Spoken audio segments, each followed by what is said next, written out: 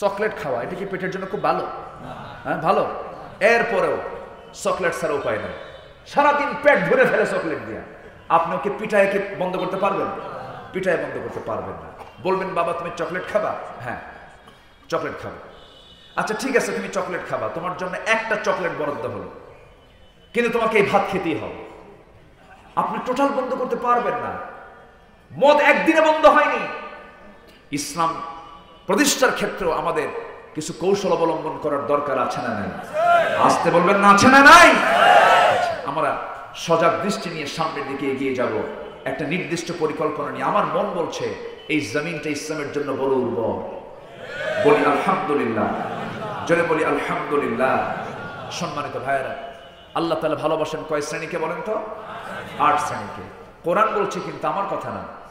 8টা শ্রেণীকে আল্লাহ পাক খুব ভালোবাসেন। আমার ভাইয়েরা, আমি একটা শ্রেণী বলেছি, যে শ্রেণীটা সংগ্রাম করবে আল্লাহর পথে, এবং কবরে এমন কোন বান্দা নাই যে বান্দাকে আল্লাহ রাব্বুল আলামিন প্রশ্ন করবেন না। তবে 5 শ্রেণীর বান্দাগুলোকে, 5টা শ্রেণীকে আল্লাহ রাব্বুল আলামিন কোনো প্রশ্ন করবেন না, তাদেরকে কোনো আযাবও দিবেন না। এপারে দুনিয়া, ও পারে সোজা বান্দা জান্নাতে ঢুকে যাবে।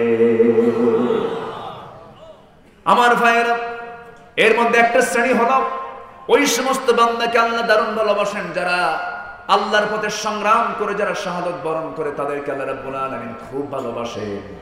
আমার বন্ধুগণ, ওই সংগ্রাম করতে গিয়ে যে বান্দা শাহাদাত বরণ করে, আল্লাহ রাব্বুল আলামিন কবরে তাকে কোনো প্রশ্ন না করে সোজা জান্নাত দিয়ে দিবে। আমার বন্ধুগণ, আমার ভাইরা, জান্নাত পাওয়ার জন্য শাহাদাত হলো জান্নাতে যাওয়ার রাজপথ। কোন বান্দা যদি কোন প্রশ্নের সম্মুখীন না হতে চায়, কবর আযাবের যদি সম্মুখীন না হতে চায়, সে যেন শাহাদাতটা বেছে নেয়। আমার বন্ধুগণ, প্রত্যেকটা সাহাবীর হৃদয়ে লালন ছিল, তারা শাহাদাতের তামান্না রাখতেন।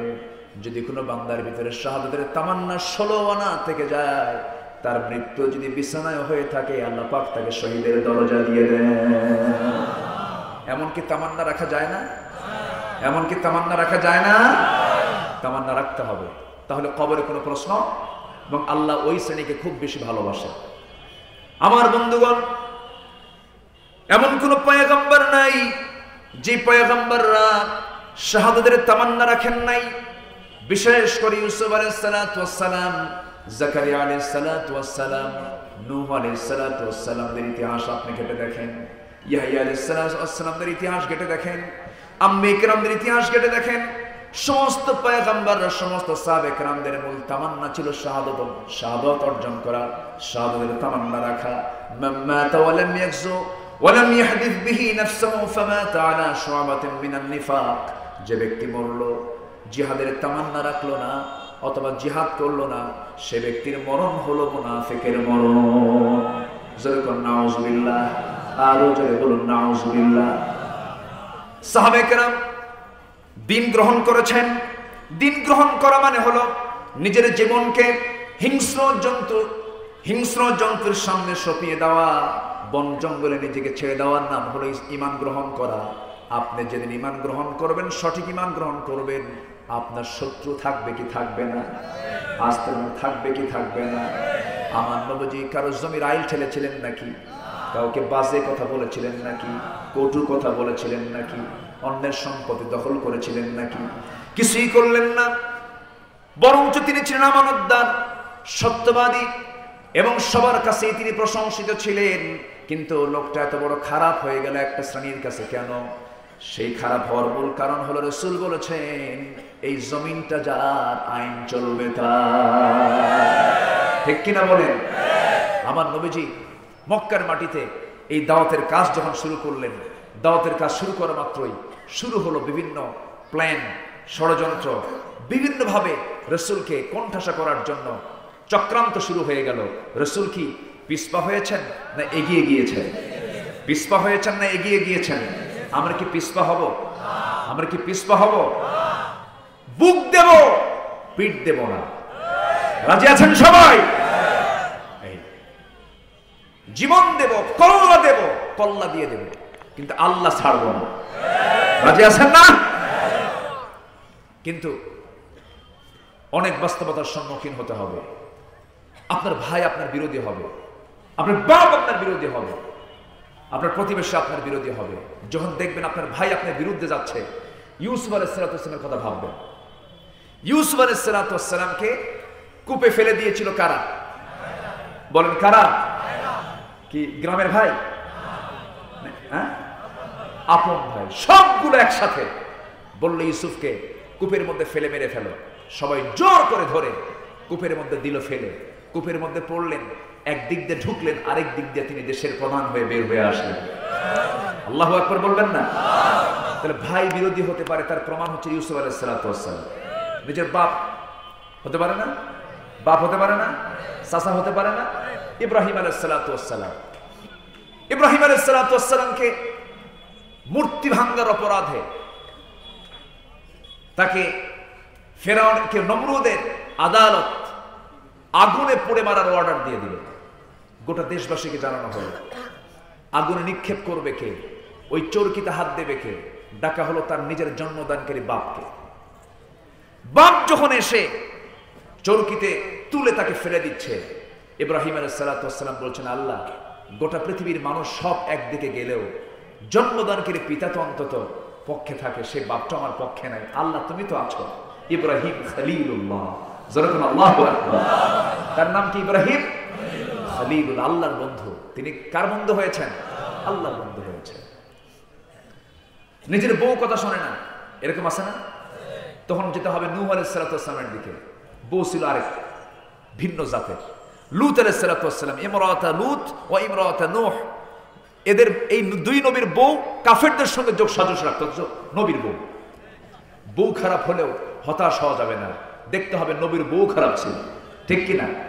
ছেলে খুব বজ্জাত, ছেলে খুব দুষ্ট। নবীর ছেলে দুষ্ট আছে না নাই? আসতে বলবেন না, আছে না নাই? কোন নবীর ছেলে? বেটা কেনা আয় আয়, ঈমান আন। মহাপ্লাবন হবে, সব ধ্বংস হয়ে যাবে, সব শেষ হয়ে যাবে।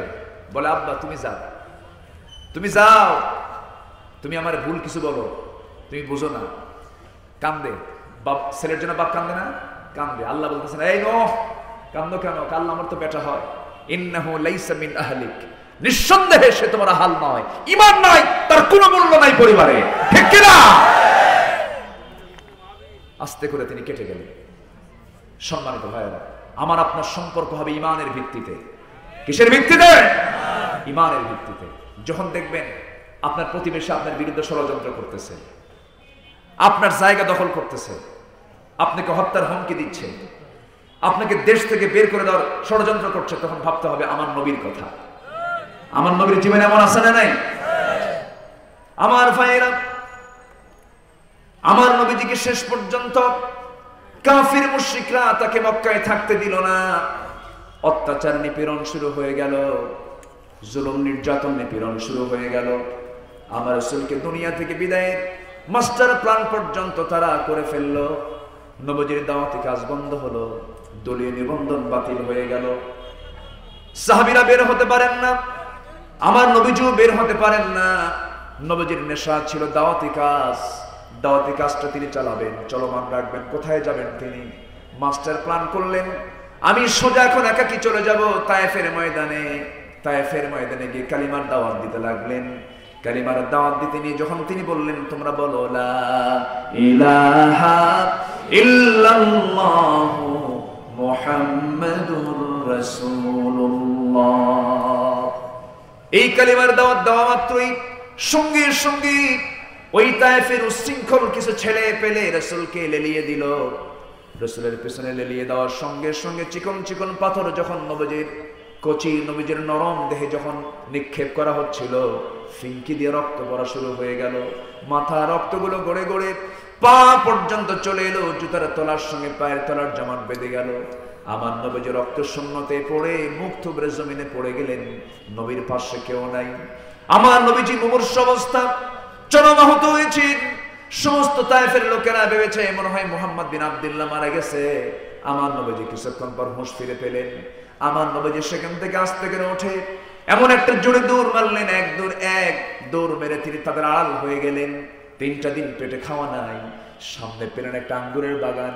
আঙ্গুর বাগান পাওয়া মাত্র সোজা ঢুকে গেলেন আঙ্গুর বাগানের ভিতরে, আর দাঁড়াতে পারলেন না, 2 পায়ে কোনো বল নাই, মুখ থুবড়ে জমিনে পড়ে গেলেন, চিত হয়ে শুয়ে থাকলেন। এমন সময় ওই আঙ্গুর বাগানের কেয়ারটেকার দূর থেকে রাসূলকে দেখা মাত্রই ভাবতেছে এত সুন্দর চেহারার মানুষ, রক্তে রঞ্জিত, সামনে যে বলছে, হে যুবক, তুমি তো রক্তাক্ত হয়ে আছো, তুমি মনে হয় প্রচন্ড অনাহারে আছো, তোমার প্রচন্ড তৃষ্ণা, দেখি তো তোমার জন্য কিছু করা যায় নাকি।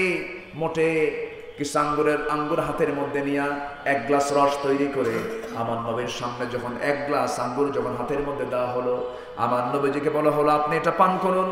নবীজি 1 গ্লাস আঙ্গুরের রস যখন বিসমিল্লাহ বলে সেবন করলেন, সেবন করেই একটা মুস্কি হাসি মারলেন।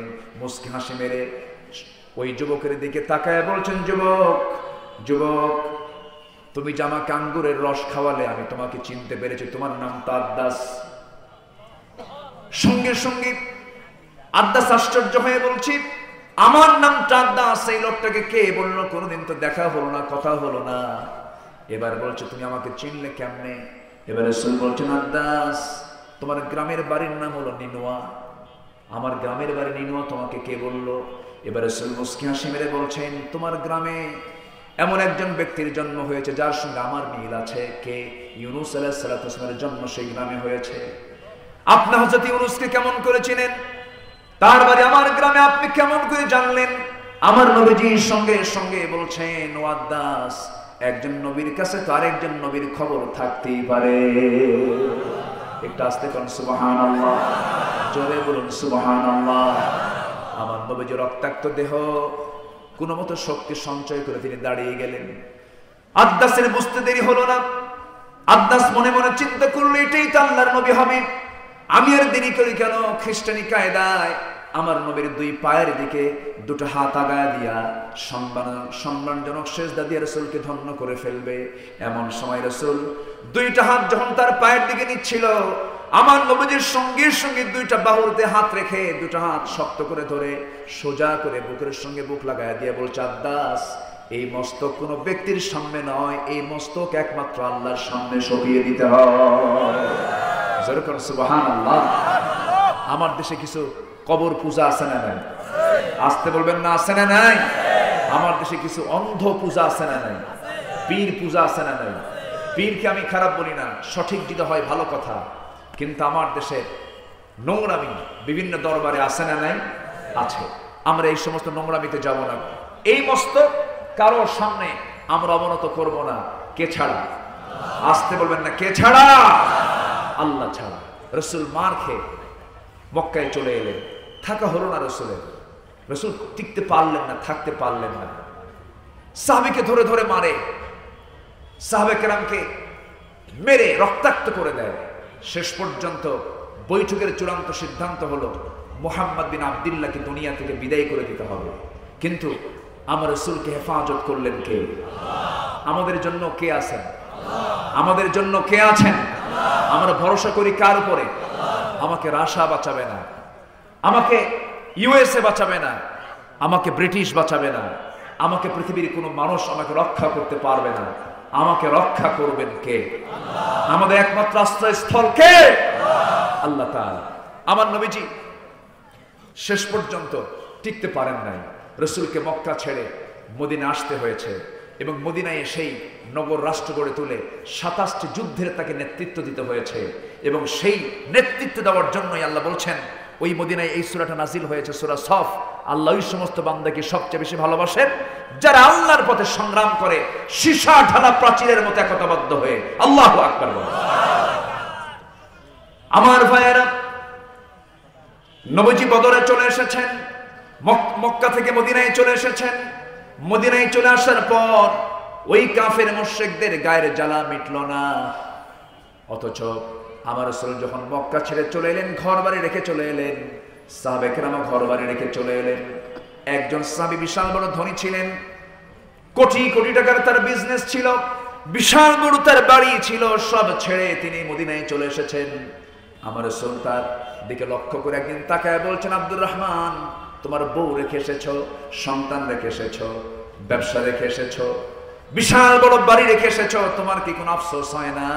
তিনি বলছেন, ইয়া রাসূলুল্লাহি, আফসোস কেন হবে, দুনিয়ার সব ছেড়েছি, জান্নাতের রাস্তা আমি দেখে নিয়েছি। একটু আস্তে বলেন সুবহানাল্লাহ। জান্নাতের রাস্তা আমি দেখে নিয়েছি। রাসূল তার প্রতি খুশি হয়ে গেলেন, কিন্তু নবীজির কান্না থামে না। নবীজি বলছেন, আব্দুর রহমান, তোমার জন্য একটা ব্যবস্থা করে দেই। কি ব্যবস্থা? দেখি তো আমার কোনো পরিচিত আনসার সাহাবী আছে নাকি, কিছু করা যায় নাকি। এক আনসার সাহাবীকে ডাক দিয়ে বলছেন, আনসার সাহাবী, আমার আব্দুর রহমান ইসলামকে ভালোবাসে, দ্বীনকে ভালোবাসে, কোরআনকে ভালোবাসে, সবকিছু ছেড়ে দিয়া, পরিবারের মায়া সবকিছু ছেড়ে দিয়ে আজকে সে আমার সঙ্গে মদিনায় চলে এসেছে, তার কিচ্ছু নাই। দেখো তো তার জন্য কিছু করা যায় নাকি। আনসার তো আনসারি, কেমন সাহায্যকারী দেখেন। ওই মুহাজির সাহাবীকে নিয়ে চলে গেলেন, আব্দুর রহমানকে নিয়ে চলে গেলেন, দুটা বাগান দেখায় দিলেন। দুটা বাগান দেখায় দিয়ে বললেন, ও আমার ভাই, এই দুইটা বাগানের মালিক আল্লাহ পাক আমাকে বানিয়েছেন। যে কোনো একটা বাগান তুমি চাইলে পরে আমি তোমার নামে দলিল করে দেব। একটু আস্তে কোন সুবহানাল্লাহ। তোমার তো বউ নাই, বউ ছাড়া তো চলে না, তুমি তো ইয়াং মানুষ, বিয়ে তো করা দরকার তোমার। চিন্তা করো না, আল্লাহ পাক আমাকে দুইটা স্ত্রী দান করেছেন, যে কোনো একটা স্ত্রীকে আমি তালাক দেব, তুমি তাকে বউ বানায় নিবা। আল্লাহু আকবার বলেন। মুহাব্বত ছিল কি ছিল না? আস্তে করে, মুহাব্বত ছিল কি ছিল না? মুহাব্বত ছিল। কি অটুট বন্ধন ছিল। শেষ পর্যন্ত ওই আনসার সাহাবীকে আব্দুর রহমান বলে ফেলেন, ভাই, বউ তালাকও দেওয়া লাগবে না, আমাকে খেজুর বাগানও দেওয়া লাগবে না, আমাকে একটা ছোট্ট বাজারে দেখিয়ে দাও, একটু ছোট্ট ব্যবসা করার জন্য আমার একটা ব্যবস্থা করে দাও। ছোট্ট একটা ব্যবসা শুরু করলেন। সেই ব্যবসায় তার বরকত হয়ে গেল। এমন বরকত হলো যে কয়েক রুটি সোনাও তার কামাই হয়ে গেল। বিয়ের প্রয়োজন মনে করলেন, বিয়েটা সম্পূর্ণ করলেন।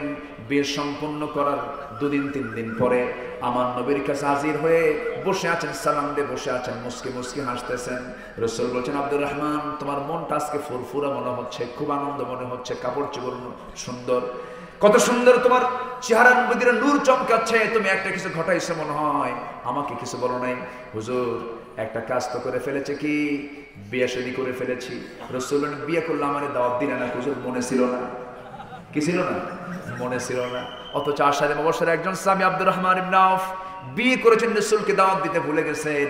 এবার বলছেন, ঠিক আছে আব্দুর রহমান, বিয়ে করাটা ফরজ, বিয়ে করেছো ভালো কথা, মনের টাকা পাইলে কই, তুমি তো গরিব মানুষ, তোমার তো এখন কিছু না, মক্কায় ছিল কোটি কোটি টাকা, এখন তোমার কাছে কিছু নাই। হুজুর, ব্যবসায় কিছু বরকত পেয়েছিলাম, ব্যবসা শুরু করেছি, কয়েক রতি সোনা কামাই করেছি, আমার কিছু বরকত হয়ে গেছে। ওই টাকা দিয়া, ওই রতি দিয়ে, ওই সোনা দিয়া আমি আমার বউকে, মরার টাকা সম্পূর্ণ পরিশোধ করে বউকে রানী বানায় আমার ঘরে নিয়ে আসছি। আমার নবীজি দারুণ খুশি হয়ে বললেন, আল্লাহ, আমার আব্দুর রহমানের ব্যবসার উপরে, পরিবারের উপরে তুমি আল্লাহ বরকত দিয়ে দাও।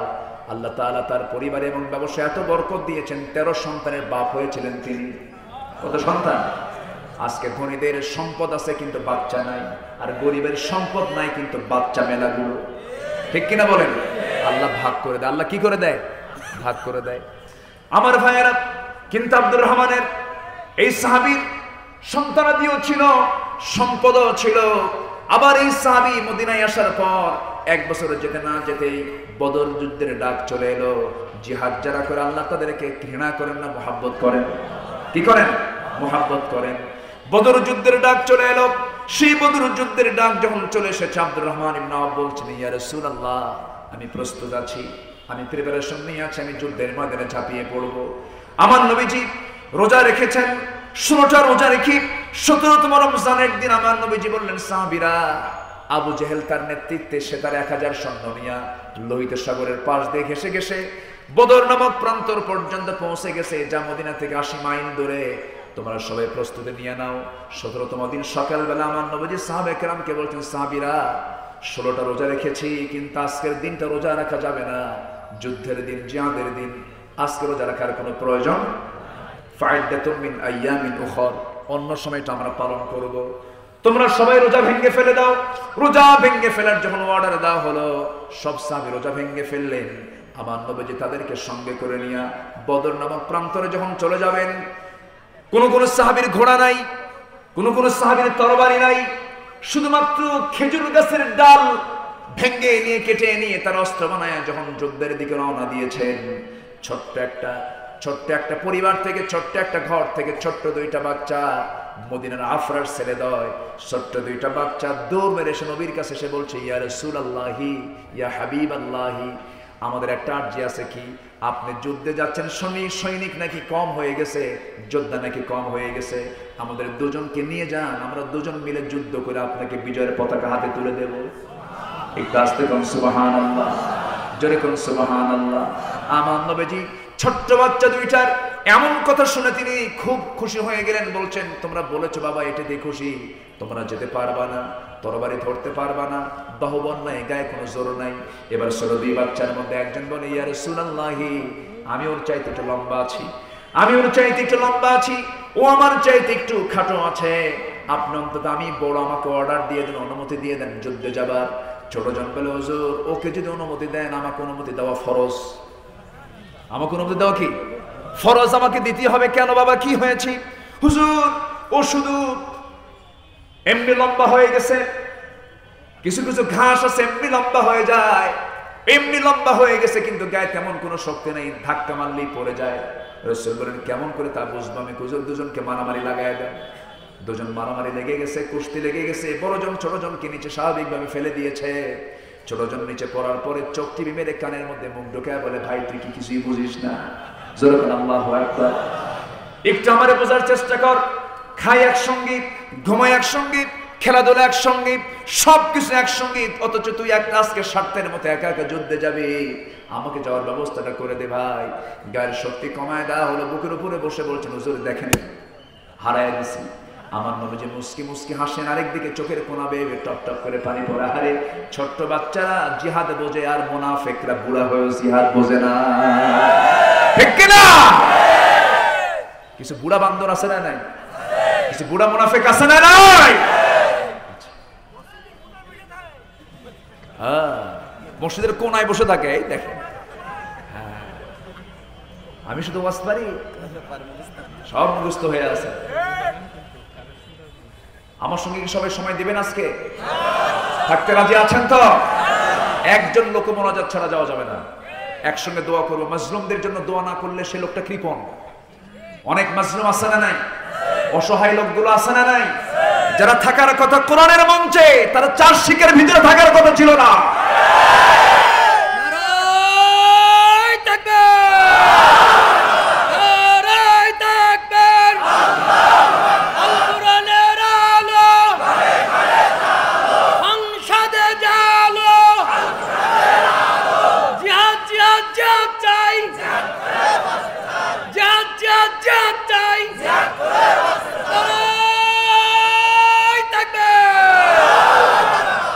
আমার দেশ কি এমনি স্বাধীন হয়েছে? আমার দেশ কি এমনি স্বাধীন হয়েছে? দোয়া করে, খালি দোয়া করে আসছে। একটা দেশের স্বাধীনতার জন্য 30 লক্ষ প্রাণ দিতে হয়েছে, জান দিতে হয়েছে। অনেক ত্যাগ তিতিক্ষার পরে যদি একটা দেশের স্বাধীনতা আসে, দিন কায়েমের জন্য এমনি এমনি আসবে? এমনি এমনি আসবে? আসবে না। এই জন্য সংগ্রামের কথা আল্লাহ পাক আরবি পরিভাষায় বলেছেন জিহাদ। কি বলেছেন? জিহাদ হবে কার পথে? সংগ্রাম যার নাম, জিহাদ তার নাম। বাংলাদেশ সংগ্রাম বলে, আরবিতে কি বলে? জিহাদ বলে। আর তবে জিহাদের লক্ষ্য হলো জমিনে কার দিন প্রতিষ্ঠা করা? আল্লাহর দিন প্রতিষ্ঠা করে। সুদ আছে বন্ধ করে যাকাত চালু করা, জেনা আছে বন্ধ করে বিয়ে চালু করা, ঠিক কি না? আচ্ছা, এরকম করে যেগুলো সমস্ত খারাপ খারাপ কাজগুলো বন্ধ করে ভালো কিছু চালু করে দেওয়া, এটার নাম হলো দিন প্রতিষ্ঠার কাজ করা। এবং এই প্রতিষ্ঠার আন্দোলনে যদি কেউ প্রতিবাদী হয়ে সামনে দাঁড়ায়, তা মোকাবেলা করা। যে মোকাবেলা করেছেন মুহাম্মদ সাল্লাল্লাহু আলাইহি ওয়াসাল্লাম। সুদ খাইতো আবু জেহেল, মদ খাইতো আবু জেহেল, জেনা করতো আবু জেহেল। এই আবু জেহেল করলো কি? রমজান মাসে 1000 সৈন্য নিয়ে বদর প্রান্তরে হাজির হয়ে গেছে। রাসূল কি চুপ মেরে বসেছিলেন? শুধু দোয়া করছেন? রমজানে রোজা রাখছেন? শুধু রোজা রাখছেন না ভাঙছেন?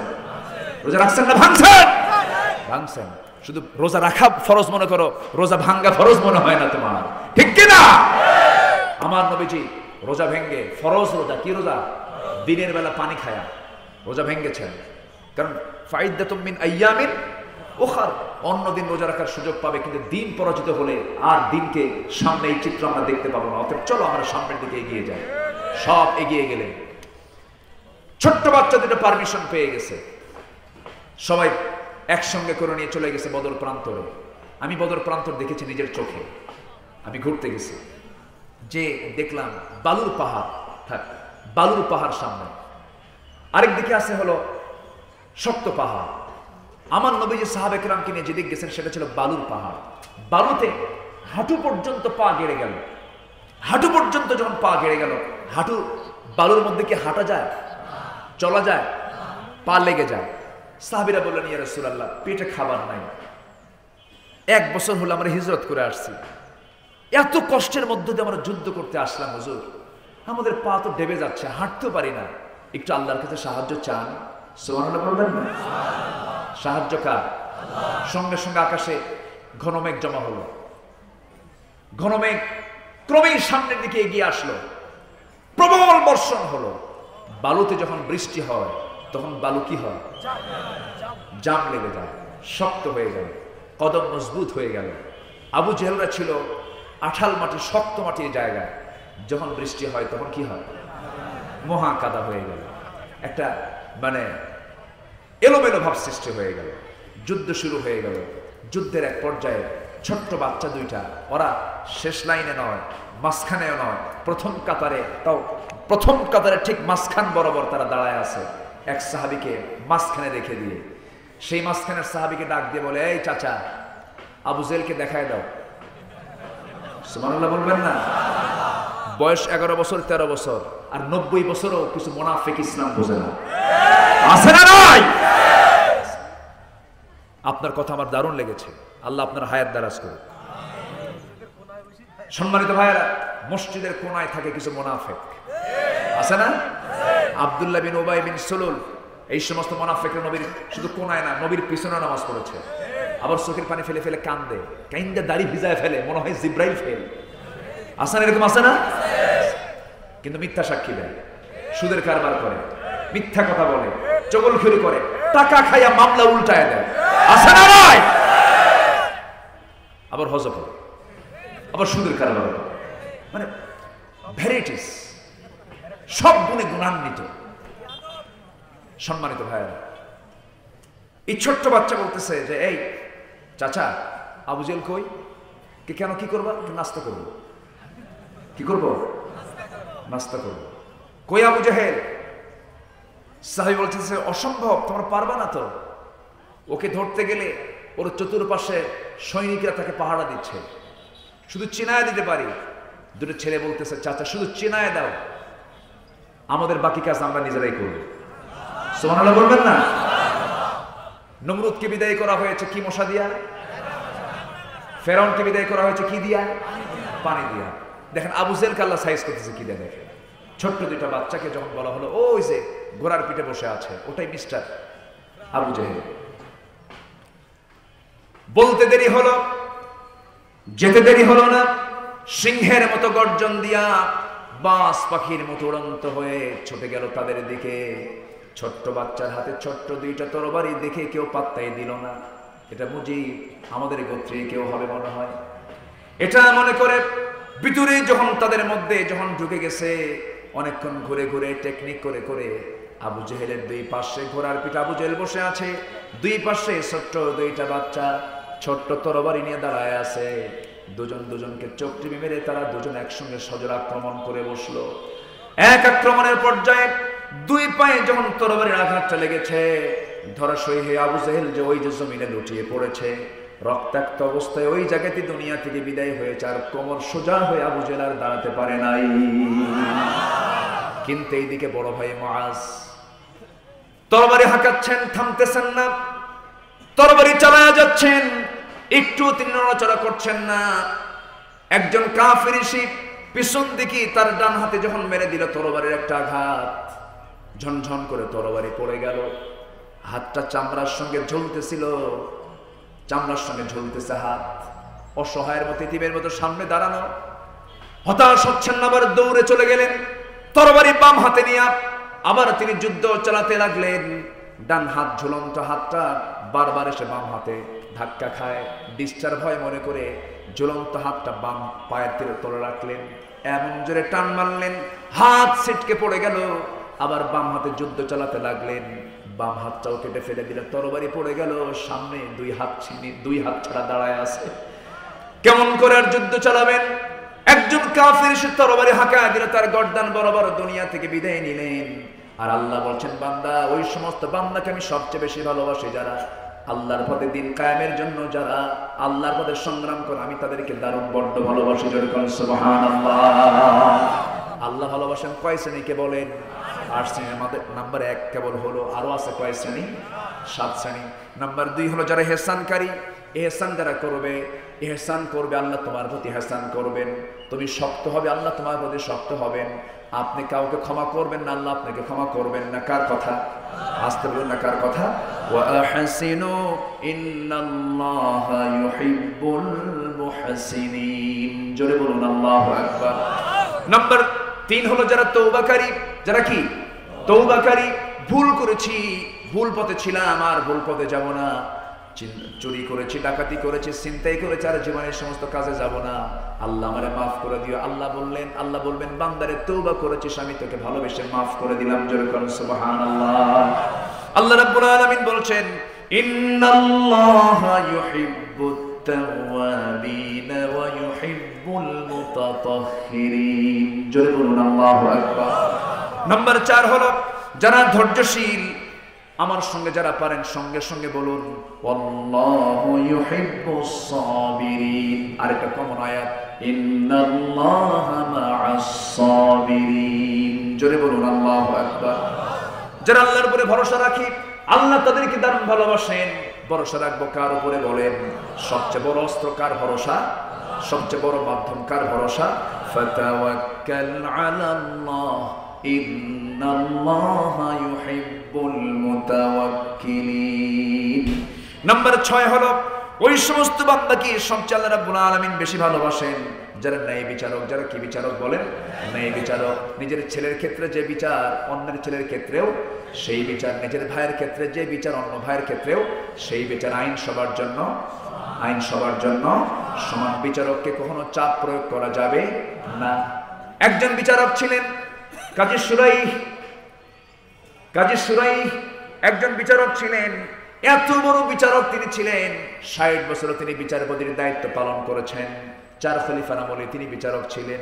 2টা খলিফার বিরুদ্ধে পর্যন্ত রায় দিয়েছিলেন, নিজের সন্তানের বিরুদ্ধে পর্যন্ত রায় দিয়েছিলেন। এত বড় কঠোর বিচারক ছিলেন। হযরত ওমর ফারুক একটা ঘোড়া কিনেছেন। কি কিনছেন? ঘোড়া। সেই ঘোড়া কিনে সেই ঘোড়াওয়ালাকে টাকা দেওয়ার পর ঘোড়াটা চেক করার জন্য ঘোড়ার পিঠে চড়েছেন। 2-3 মাইল তিনি দৌড়া নিয়ে গেছেন। এক পর্যায়ে ঘোড়াটা অসুস্থ হয়ে গেছে। অসুস্থ ঘোড়া নিয়ে ওই ঘোড়া বিক্রেতার কাছে সে বলতেছে, ঘোড়াওয়ালা, তুমি আমাকে অসুস্থ ঘোড়া দিয়েছো, এই ঘোড়া নেবো না, টাকা তুমি আমাকে ফেরত দিয়ে দাও, ঘোড়া নিয়ে নাও। ঘোড়াওয়ালা বলে, তুমি আমিরুল মুমিনিন হতে পারো, কিন্তু আমি তোমার এই টাকা তোমাকে ফেরত দেবো না, ঘোড়াও আমি ফেরত নেবো না, কারণ আমি তোমাকে সুস্থ ঘোড়ায় দিয়েছি, অসুস্থ তোমার কাছে গিয়ে হয়ে গেছে। ওমর ফারুক খেপে গিয়ে বলছেন, তাহলে কি করা যায়? চলো আমরা বিচারের মুখোমুখি হই। কোন বিচারক? চলো আমরা বিচারকের কাছে চলে যাই। তখন ছোট্ট বিচারক ছিলেন কাজী সুরাই, একটা অঞ্চলের তিনি বিচারক ছিলেন। সেই বিচারকের কাছে গিয়ে যখন বলা হলো, কাজী সুরাই, আমি ঘোড়া বিক্রি করেছি, কিন্তু সেই ঘোড়া আবার আমাকে ফেরত দিচ্ছে অসুস্থ হওয়ার পরে, টাকা ফেরত চাই, এটা কি করবো? সাইয়েদনা ওমর ফারুককে কাজী সুরাই দেখে সালাম জানিয়ে বলছেন, আপনি আমিরুল মুমিনিন, আপনি আমার কাছে বিচার চাইতে আসছেন, কিন্তু একটা কথা আপনি জেনে রাখবেন, আমি কাজী সুরাই বিচারকের চেয়ারে বসে আছি, আমি এখানে খলিফা দেখার সুযোগ নাই। সুবহানাল্লাহ বলবেন না? খলিফা দেখার সুযোগ নাই, এই সুযোগ আমি রাখতে দেব না। বলুন কি সমস্যা? এবার বলতেছে সম্পূর্ণ ঘটনা যখন ঘোড়াওয়ালা খুলে বলল, এবার সাইয়েদনা ওমর ফারুককে লক্ষ্য করে কাজী সুরাই এবার তিনি বলছেন, আমিরুল মুমিনিন, আমি একটা কথা বলবো কি? আপনি ঘোড়া কিনেছেন, সেই ঘোড়াটা কেনার পরে সেই ঘোড়াটা আপনি 2-3 মাইল দৌড় মেরে তাকে চেক করার জন্য নিয়ে চলে গেছেন, ভালো কথা। আপনি ঘোড়াটা কিনেছেন, ভালো কথা, কিন্তু যে সময় আপনি ঘোড়া কিনেছেন সেই সময় ঘোড়াটা সুস্থ ছিল না অসুস্থ ছিল? সুস্থ ছিল। আপনি এখন সুস্থ আছেন, কয়েক মিনিট পর আপনি সুস্থ থাকবেন, তার গ্যারান্টি কি? কি কথা যুক্তি আছে না নাই? সঙ্গে সঙ্গে কাজী সুরাই বললেন, আমিরুল মুমিনিন, আমি সরি, আপনার পক্ষে রায় দিতে পারলাম না, টাকা ওরে দিয়ে দেন, অসুস্থ ঘোড়া আপনি নিয়ে যান। আল্লাহু আকবার বলবেন না? ওমর ফারুক নিজের বাড়িতে ফেরার পরে পরের দিন অফিসের চেয়ারে বসে তিনি বললেন, শোনো, ওই জনপদে একজন বিচারক আছে কাজী সুরাইফ, ওই বিচারককে আমি ওই স্থানের বিচারক না বানাইয়া গোটা দেশের চিফ জাস্টিসের পদ আমি তারে দিয়ে দিলাম। বিরুদ্ধে রায় দিলে পরে তার পদ বাড়ে, আর আমার বিরুদ্ধে রায় দিলে তার দেশেই থাকা হয় না, ঠিক কি না? আমার ভাইয়েরা, কাজী সুরাইফ সাইয়েদনা আলীর বিরুদ্ধে রায় দিয়েছিলেন। হযরত আলী রাদিয়াল্লাহু তাআলা আনহু একটা লৌহ বর্ম নিয়ে তিনি কোন যুদ্ধ যাচ্ছিলেন, লৌহ বর্ম হেরে গেল, এক ইহুদি পেয়ে গেল, ইহুদি বাজারে বিক্রি করতে গেছে। সাইয়েদনা আলী সেই লৌহ বর্ম দেখে বলছে, ইহুদি, এই লৌহ বর্ম আমার, তোমার হাতে কেন? কেন এটা আমার, এটা আমার, এটা আমার, দারুণ গন্ডগোল, চলো আমরা বিচারকের কাছে চলে যাই। কাজী সুরাইয়ের কাছে যখন যাওয়া হলো, কাজী সুরাই বললেন, আপনার ও সাইয়েদনা আলী, খলিফাতুল মুসলিমিন আলী, আপনার যে লৌহ বর্ম তার প্রমাণ আপনি দেন, আপনার কোন সাক্ষী আছে নাকি? হ্যাঁ, সাক্ষী আছে। কে? আমার ছেলে। এবারে তিনি বলছেন, আপনার ছেলে কখনো সাক্ষী হতে পারে না, বাবার সাক্ষী ছেলে গ্রান্টেড না, অন্য কোনো সাক্ষী আনতে হবে। এবার হযরত আলী বলছেন, আমার সন্তান তো সাধারণ কোন সন্তানদের মতো সন্তান নয়, সাইয়্যিদুশ শাবাবি আহলিল জান্নাহ, আমার সন্তান হলো সমস্ত যুবকদের সর্দার, জান্নাতের যুবকদের সর্দার। এবার কাজী সুরাই বলতেছে, হাদিসের দৃষ্টিকোণ থেকে আপনার সন্তানের মূল্য অনেক, কিন্তু আদালতে এসে আইন তার নিজস্ব গতিতে চলবে, এই জায়গায় কোনো প্রকার অন্য কোনো কথা শোনা যাবে, অন্য কোনো কথা শোনা যাবে সাক্ষীর অভাবে। হযরত আলী লৌহ বর্ম তার কিন্তু ইহুদির হাতে ফেরত দিতে তিনি বাধ্য হলেন। ফেরত যখন তিনি আসতেছিলেন, খলিফাতুল মুসলিমিন সেই সময়, ইহুদির চোখে পানি চলে এলো। ইহুদি মনে মনে চিন্তা করে যে ইসলাম এত সঠিকভাবে বিচার করতে পারে, আজকে প্রকৃত অর্থে লৌহ বর্মটা যা, কিন্তু সাক্ষীর হবে তা সে প্রমাণ করতে পারলো না। আমি আর বিধর্মী থেকে কি লাভ, আমি আর ইহুদি থেকে কি লাভ? দৌড় মেরে গিয়ে আলীর হাতে হাত রেখে বলতেছে, এই লৌহ বর্ম আপনার, বুঝতে পেরেছি ইসলাম একমাত্র সঠিক দিনের নাম, সঠিক বিচার একমাত্র ইসলামেই পাওয়া যায়। জোরে বলেন সুবহানাল্লাহ। আল্লাহ তুমি সবাইকে বোঝার তৌফিক দাও। তাহলে যারা ন্যায় বিচারক, আল্লাহ তাদেরকে ভালোবাসেন। ফাহকুম বাইনাকুম বাইনাহুম বিল কিসত ইন্নাল্লাহা ইউহিব্বুল মুকসিতিন। এরপরে যারা মুত্তাকি, 7 নাম্বার, আল্লাহ তাদেরকে ভালোবাসেন। 8 নাম্বার, যারা পবিত্রতা অবলম্বনকারী, আল্লাহ তাদেরকে খুব ভালোবাসেন। অনেক লম্বা লম্বা কথা ছিল, যতটুকু বলেছি বলি আলহামদুলিল্লাহ। আপনি কি যাচ্ছেন চলে? আমাকে না বলে যারা দোয়া করে যাবেন না মাজলুমদের জন্য, যারা দোয়া করে যাবেন না তারা আমি ভাববো বড় কৃপণ। আমরা একসঙ্গে দোয়া করব, জোরে বলি ইনশাআল্লাহ। আমাকে অনেক আগে মাহফিল কমিটি একটু বলেছেন, আমি সব দিক খেয়াল করেছি। মাহফিল কমিটি বলেছেন যে আপনার মুখ থেকে যদি একটু কথা বের হয়, এতগুলো মানুষের অংশগ্রহণ, এই মাদ্রাসার জন্য আমরা কি একটু সহযোগিতার হস্ত প্রসার করতে পারবো না? আসতে বলবেন না, পারবো না? মাদ্রাসার পক্ষে কারা একটা হাত তুলে দেখান। মাদ্রাসার পক্ষে কারা আছেন? কোরআনের জন্য কারা আছেন? একটা হাত তুলে দেখান না। এতগুলো হাত আমরা তুললাম, একটু মাদ্রাসার জন্য আমরা কি এই হাতে একটু অর্থ আমরা মাদ্রাসার জন্য খরচ করতে পারবো না? একটু হাতটা নামান। এই হাতটা দিয়ে অন্যের পকেটে নয়, নিজের পকেটে একটু হাত দিয়ে যে যতটুকু পারি আমরা সবাই দেওয়ার চেষ্টা করব। চাদর যাচ্ছে, যে যা পারি দেব। যদি পকেটে কোনো টাকা না থাকে, যদি বিড়ি থাকে বিড়িও দেন, তাও দেন, কেউ না দিয়ে থাকবেন না। জিকির করি সুবহানাল্লাহ। একজন লোক উঠবেন না। আমি আজকে দেখতে চাই যে কালেকশনে লোক ওঠে নাকি। কালেকশনে যদি লোক উঠে যায়, তাহলে আপনি দুইটা অবহেলা করলেন, দানকে অবহেলা করলেন এবং দোয়াকে অবহেলা করলেন। 2 অবহেলা হয়ে গেল। আমরা একসঙ্গে মোনাজাতে শামিল হব।